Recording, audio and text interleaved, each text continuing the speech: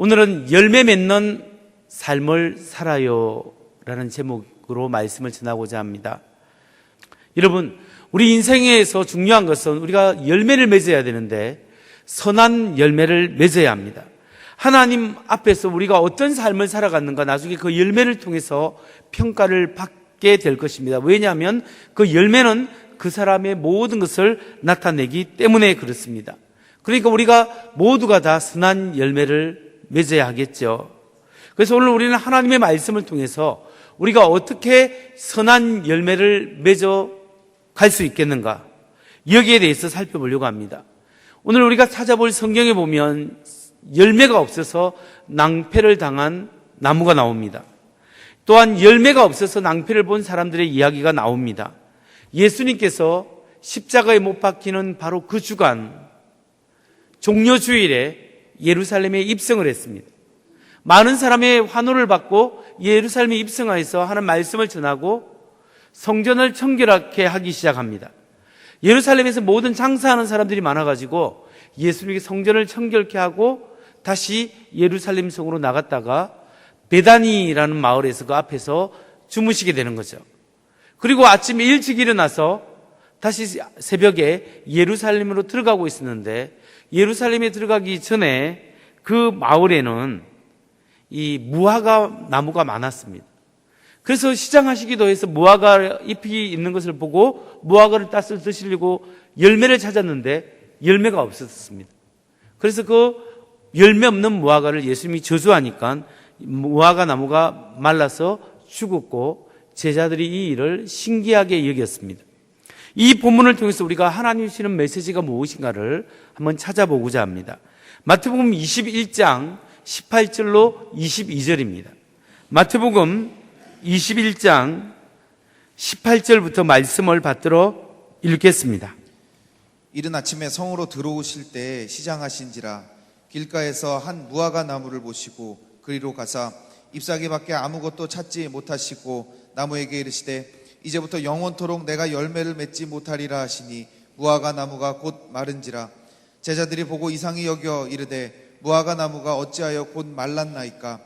예수께서 대답하여 이르시되 내가 진실로 너희에게 이르노니 만일 너희가 믿음이 있고 의심하지 아니하면 이 무화과 나무에게 된 이런 일만 할 뿐만 아니라 이 산더러 들려 바다에 던져지라 하여도 될 것이요 너희가 기도할 때 무엇이든지 믿고 구하는 것은 다 받으리라 하시니라.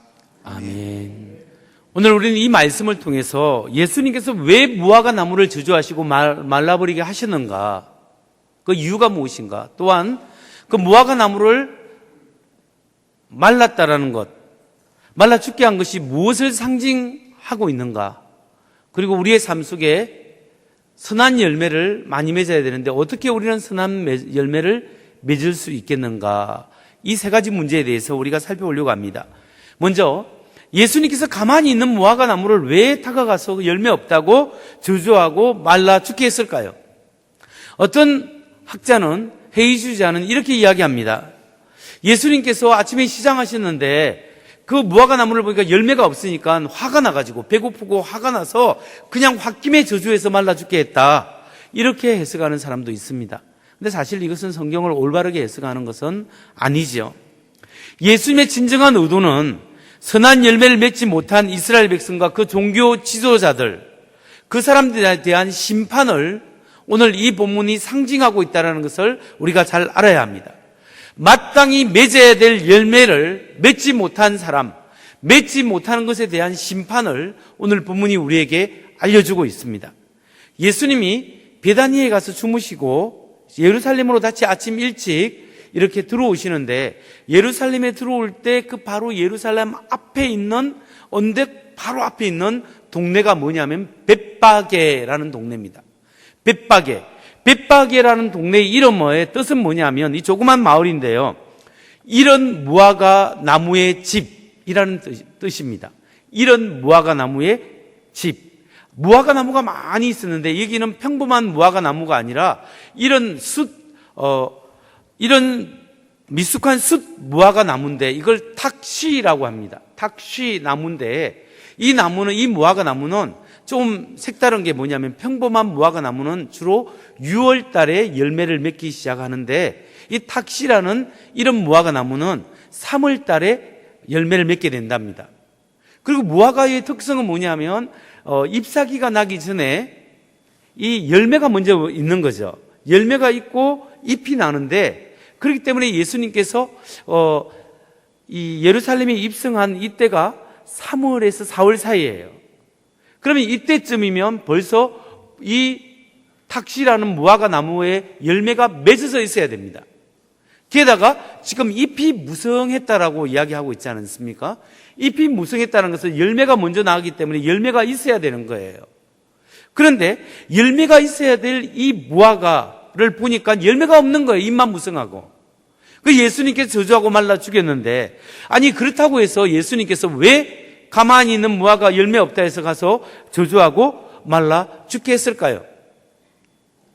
그것은요, 열매 없는 무화과 나무나 열매 없는 이스라엘 종교 지도자와 동일하다는 것. 그래서 그 이스라엘 종교 지도자에 대한 심판을 상징하고 있다는 것을 우리 이해할 필요가 있습니다.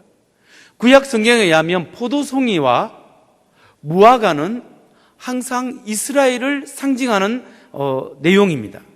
그렇기 때문에 호세아서 9장 10절 이 말씀에 보면 내가 이스라엘을 처음 만났을 때 광야에서 만난 포도송이와 같았다. 내가 너희 조상을 처음 보았을 때 제철에 막 익은 무화과의 첫 열매를 보는 듯 하였다. 그러니까 이 무화과는 이스라엘 백성을 상징하고 있습니다. 그런데 예수님께서 지금 말씀하시는 게 뭐냐면은 이 이스라엘 백성, 특히 예루살렘 성에 들어와서 하나님의 말씀을 증거했는데 이 백성들이 말씀을 듣고 회개하고 하나님 앞에 돌이켜야 되는데 돌이키지 않는 거예요. 먼저 세례 요한을 통해서 이스라엘 백성이 돌이키도록 하나님이 해주셨는데 세례 요한의 말도 듣지 않았습니다. 근데 예수님이 와서 하나님의 말씀, 하나님의 아들이시고 하나님이신 그분이 예루살렘의 성에 와서 하나님의 말씀을 전하고 회개의 복음을 전했는데 사람들이 듣지 않을 뿐만 아니라 이스라엘 종교 지도자들, 바리새인과 서기관들이 예수님을 도리어 죽일 계획을 세우는 거예요. 그 마음이 교만하고 굳어 있어서 하나님 말씀을 전혀 듣지 않는 이 이스라엘 종교 지도자들이 앞으로 어떻게 될 것인가? 하나님의 심판을 받게 될 것이라는 것을 이 무화과 나무를 통하여 예수님께서 상징하는 거예요. 예루살렘에 들어가기 전에 무화과 나무에 열매가 있어야 되는데 열매가 없는 이 무화과 나무나 예루살렘 안에 들어가서 말씀을 전해도 그 말씀을 듣고 변화의 삶, 열매를 맺지 못하는 그 종교 지도자들의 모습을 예수님께서 무화과의 저주를 통하여 미리 우리에게 말씀하고 있는 겁니다.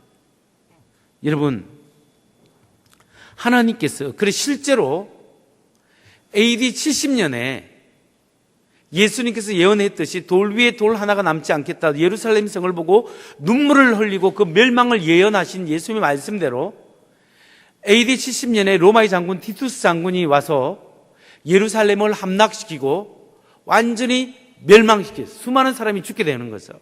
그때 예루살렘 성에서 제사를 담당하고 있던 지도자들이 누구냐면 제사장 계층이 사두개인입니다. 사두개인 계층을 완전히 멸망하게 되는 거죠.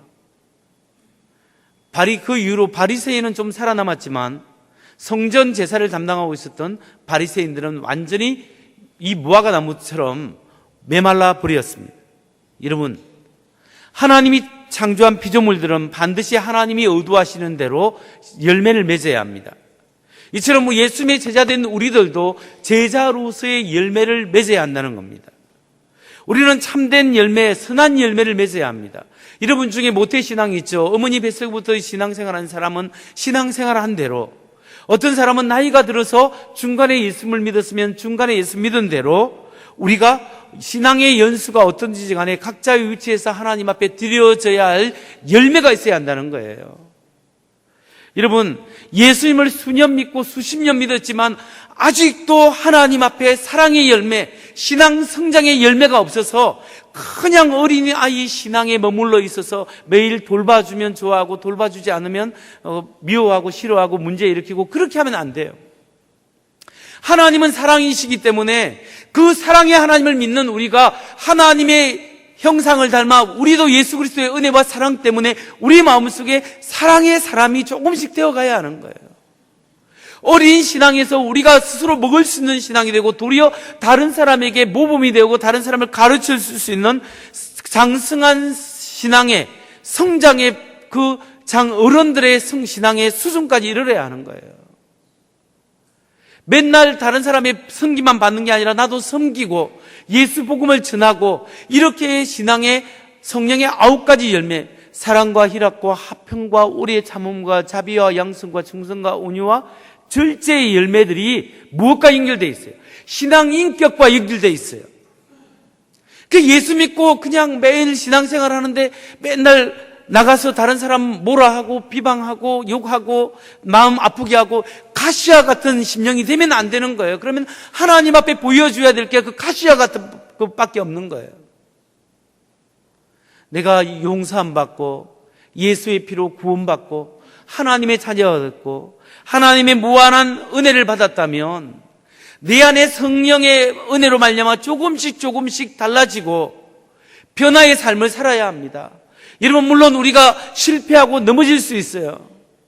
그러나 실패와 넘어져도 다시 한번 하나님 앞에 일어서서 주님의 은혜를 사모해서 우리가 변화되고 우리가 성장하는 삶이 우리 속에 하나님 앞에 드러내 보일 때 우리가 참 하나님의 사람입니다. 이렇게 신앙의 열매를 맺는 여러분 되시기 바랍니다. 그렇다면 우리가 어떻게 신앙의 열매를 맺을 수 있겠습니까? 하나님 앞에 제때 하나님께서 필요한 것을 올려드려야 할 텐데 우리가 어떻게 제때 제철에 열매 맺는 그런 신앙인이 될 수 있겠습니까? 그 방법은 여러 방법이 있습니다.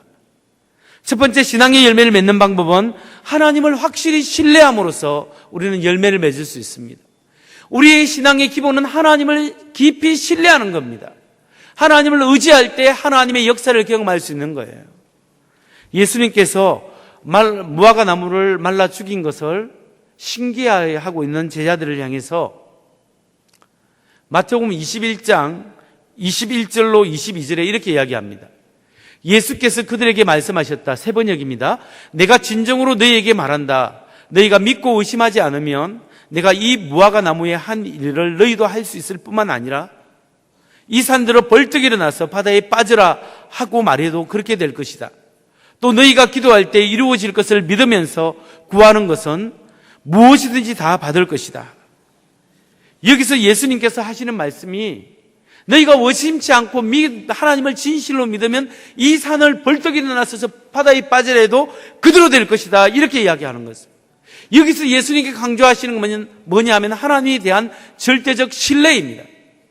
만일 산이 바다로 옮겨지는 것이 하나님의 뜻이라면 믿고 간구할 때 하나님이 역사하신다는 거예요. 여러분, 산이 바다로 옮겨집니까? 안 옮겨지죠. 그건 뭘 하냐면 이 시대의 속담이었습니다. 정말 할 수 없는 것을 허풍치거나 안 되는 일은 그것은 산을 바다에 던지는 것이다. 산을 옮기는 것이다. 이렇게 그 당시 사람들은 말했습니다.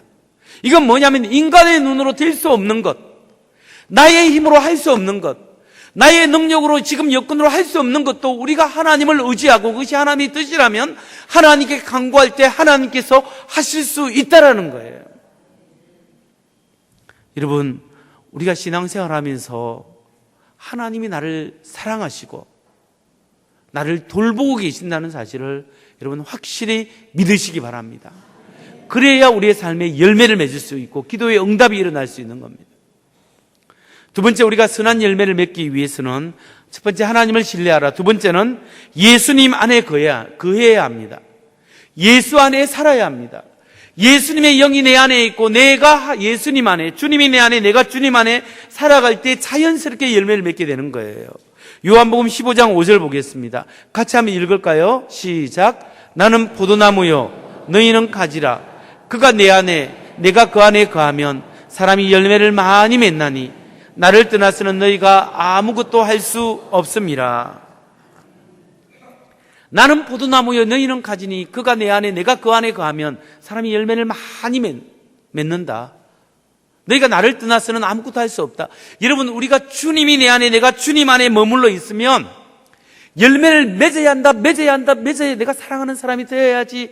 내가 신앙이 성장해야지. 이것이 그렇게 노력할 뿐만 아니라 안 해도 되는 것이 주님 안에 있으면 자연스럽게 열매가 나오는 거예요. 그러면 우리가 주님 안에 잘 거해야 되는데 거하는 방법이 뭐예요? 그게 우리가 잘 아는 두 가지 대표적인 거예요. 기도로 내 영에 하나님의 영이 소통을 계속해야 돼요. 매일매일 무시로 주님 안에 기도하면서 주님이 내 영 안에, 내가 주님 안에 살아가는 그 은혜가 있을 때 우리가 열매를 맺게 되는 건데요. 기도 생활이 그래서 중요하고 또 하나의 축이 뭐죠? 하나님의 말씀이에요. 말씀이 내 영 속에, 내 심령 속에 있을 때 이게 나의 길에 주님께서 인도하시는 등불이 될 수 있는 거예요. 여러분, 기도와 말씀이 내 안에 살아있어야 돼요. 근데 이 기도와 말씀이 내 안에 살아있기 위해서는 의도적인 노력이 좀 있어야 돼요. 그게 뭐냐면 그게 바로 성경 공부가 돼 있어야 돼요. 예수 믿은 지 10년, 20년 됐는데 내가 하나님의 말씀을 체계적으로 한 번도 배우지 않았다면 이게 좀 문제가 있는 거예요. 하나님의 말씀을 내가 좀 읽고 체계적으로 좀 배우고 말씀이 내 심령 속에 살아 움직일 때 그것이 싹이 나고 잎이 나고 열매가 맺어서 하나님께 드릴 수 있는 거예요. 삶의 변화가 일어나기 위해서는 말씀이 내 심령에 있어야 되는데 있지 않으면 변화가 일어나지 않습니다. 그래서 우리 교회에서 1:1 제자 양육을 이제 내일부터 시작하는 거잖아요. 오늘 오후 예배 때부터 1:1 제자 양육 그 파송식을 하는 거예요. 이번에도 한 37명 분이나 많은 분들이 이렇게 신청을 했습니다. 여러분, 그러니까 말씀을 잘 배우는데 좀 투자를 하고 헌신을 해야 돼요. 그래야 말씀이 내 안에 머물 때 하나님의 은혜 가운데 자연스럽게 열매 맺는 삶을 사시기 바랍니다. 셋째, 우리가 선한 열매를 맺는 방법은 목표를 설정함으로써 선한 열매를 맺을 수 있다. 하나님이 찾으시는 열매, 그것은 하나님의 목적이요, 하나님의 기대입니다. 우리를 향한 하나님의 기대와 하나님의 목적이 그 안에 있는데 그것을 이루기 위한 방법은 뭐냐? 목적을 이루는 구체적인 방법은 목표가 있어야 돼요. 따라서 우리는 구체적인 목표를 설정해야 열매를 맺을 수 있습니다. 여러분 생각해 보세요. 올해 2019년 시작한 지가 엊그제 같은데 벌써 오늘 9월 1일 9월 첫 주가 되었습니다. 조금 있으면 여러분 가만히 있으면 12월 달에도 되는 거예요. 12월이 되기 전에 나는 구체적인 목표를 좀 정해서 하나님을 기쁘시게 하는 내 삶의 목표를 좀 정해야 되겠다, 이 생각을 해보십시오. 그리고 그 삶의 목표가 하나님의 영광과 연결되어 있을 때 이것이 열매를 맺는 좋은 방법입니다. 여기서 중요한 것은 구체적인 목표를 세우되 자신의 목표를 글로 한번 작성해 보라. 자기의 목표를 하나님께 영광을 돌리는 것을 구체적으로 글로 한번 나는 이렇게 하기라 하고 작성을 해보면 참 그것이 도움이 됩니다. 어떤 연구 결과에 의하면 지구상 75억 중에서 약 95%는 자신의 인생에서 자신의 목표를 한 번도 글로 적은 적이 없다고 합니다. 자신의 목표를 글로 써본 5% 사람들 중에 대부분 그 5% 중에 95%가 자기가 설정한 목표를 이룬 경험이 있다고 합니다. 그러니까 목표를 주로 글로 쓰는 것이 중요하죠. 존 맥스웰 목사님이 쓴 열매 맺는 지도자라는 책에 보면 이런 통계가 나와 있습니다. 1953년 미국 예일 대학교 졸업반의 3% 학생만이 구체적으로 내 인생을 어떤 목표를 가지고 살 것이다, 목표를 적어서 제출했답니다. 그로부터 22년이 지나서 1975년에 그 사람들이, 그 졸업반에 있는 사람들이 어떤 삶을 살았는가 조사를 했는데 인생의 목표를 써냈던 3%가 나머지 97%보다 훨씬 더 많은 것을 성취했다라고 연구 보고서가 나왔습니다. 여러분, 많은 사람들이 자신의 구체적인 목표를 설정하지 않기 때문에 성취하지 못하고 그것을 글로 썼을 때 훨씬 더 많은 것을 성취할 수 있었다라고 이야기합니다. 올해가 가기 전에 이제부터 올 한 해 내가 올 마지막까지 어떤 목표를, 어떤 하나님 앞에 영광 돌리는 목표를 한번 가져야 되겠다. 그걸 구체적으로 한번 기록해보고 꼭 기도 응답 받는 여러분 되시기 바랍니다. 마지막 네 번째로 우리가 열매 맺는 삶을 살기 위해서는 무엇보다도 그리스도의 능력에 의지해야 합니다. 여러분, 우리가 열매 맺는 삶을 살기 위해서 먼저 뭐 해야 된다고요? 하나님을 온전히 신뢰해야 한다. 두 번째, 예수 안에 거해야 한다. 기도와 말씀이 내 안에 살아있어서 예수 안에 거해야 한다. 세 번째는 구체적인 목표를 한번 설정해 보라. 그리고 네 번째는 예수님의 능력을 의지하는 삶을 살아야 하는 거예요. 예수의 능력을 의지하는 삶. 여러분, 오늘 우리가 예수님의 능력을 의지하지 않으면 우리는 아무것도 할 수 없어요. 예수님의 능력이 왜 중요하냐면 그분이 하나님이시고 그분이 우리 죄를 위하여 십자가에 죽으실 뿐만 아니라 부활하셨어요. 부활하신 예수님이 성령을 통하여 오늘 우리 영 속에 거합니다. 예수님은 살아계시고 오늘 우리 삶 속에서 통치하시는 분이에요. 여러분의 심령 속에, 여러분 영 속에 예수의 영이 살아있어요. 부활하신 주님이 살아계세요. 그 주님을 의지할 때 우리가 능력을 받을 수 있는 거예요. 능력의 힘의 권한이 내게 있는 것이 아니라 주님께 있는 거예요. 우리는 수도꼭지처럼 파이프라인이 주님 앞에 연결되어 있을 때 그 능력을 얻을 수 있는 거예요. 그래서 플로라 슬로슨 웰러라는 사람이 그 책을 통해서 이런 이야기를 합니다. 그리스도의 능력에 의지하지 않는 채 그리스도인의 삶을 살리는 노력만큼 슬프도록 헛된 것은 없다. 사랑의 능력을 주시는 그리스도의 영적인 무기를 사용하지 않는 채 다른 쪽 뺨을 돌려주는 일은 결국 파괴적인 상황으로 치닫게 할 것이다. 그리스도께 자신을 전적으로 드리지 않는 채 이웃과 우리는 물론 심리까지 동행해보라. 당신 자신의 인격은 물론 그 이웃 사람의 인격까지 피해를 입을 것이다. 또 그리스도의 생명의 셈에 매일매일 의지하지 않는 채 사랑하고 끊임없이 기도하려고 시도해보라. 당신은 곧 감으로 버릴 수밖에 없는 자기 자신의 셈을 보게 될 것이다. 여러분, 우리가 예수님의 능력, 예수님의 은혜가 내 안에 있지 않으면, 그 은혜 가운데 내가 빠져 있지 않으면 우리가 봉사하고 희생하고 주님의 일을 하고 찬양대하고 교사하고 막 봉사하고 이런 것들을 하면요, 얼마 지나지 않아서 우리가 메말라져 가요. 어떤 때는 채문 때문에, 어떤 때문에 업무 때문에 하더라도 내 안에 기쁨이 없어요. 하나님의 일을 하는데 하나님의 은혜가 없고 기쁨이 없고 그 속에서 능력이 나타나지 않으면 우리가 하는 것이 헛된 거예요. 여러분, 우리가 선한 일을 하는 것도 그리고 기도하는 것도 내 힘으로 하는 것이 아니라 하나님의 은혜에 의해서 해야 하는 거예요. 하나님의 은혜가 내 안에 있을 때 우리가 그것이 능력이 있고 힘이 될 수 있는 겁니다. 그렇기 때문에 여러분, 오늘 매일매일 삶 속에 주님, 내가 부족합니다. 내가 열매 맺기도 힘들고 내 안에 기쁨도 없고 힘들고 어렵고 공부하고 문제만 생기면 짜증도 나고, 주님, 내가 그렇습니다. 주님, 내 안에 계시지요. 내 안에 계신 주님, 내가 의지합니다. 주님께서 내게 새 힘을 주옵소서, 새 은혜를 주옵소서, 새 능력을 주옵소서 기도할 때 하나님이 여러분을 다스리시고 여러분에게 새 힘을 경험하는 여러분 되시기 바랍니다. 말씀을 마칩니다. 믿음으로 구체적으로 목표를 세우십시오. 그리고 예수님 안에 거하십시오. 기도와 말씀으로 거하시고 그분의 능력을 의지하십시오. 그리고 믿음으로 선포하고 나아가십시오. 그때 하나님이 여러분을 돌보시고 여러분의 삶 속에 여러분을 통하여 선한 열매를 맺게 하고 여러분이 할 수 없는 그 일을 하게 하실 것입니다. 요한복음 21장 21절 22절을 읽고 마치겠습니다. 예수께서 대답하여 이르시되 내가 진실로 너희에게 이르노니 만일 너희가 믿음이 있고 의심하지 아니함이 하면 이 무화과 나무에게 된 이런 일만 할 뿐만 아니라 이 산들로 들려 바다에 던져져라 하여도 될 것이요 너희가 기도할 때 무엇이든지 믿고 구하는 것은 다 받으리라 하시니라. 주님 의지할 때 내가 할 수 없는 그 일 하는 은혜를 경험하는 여러분 되기 바랍니다.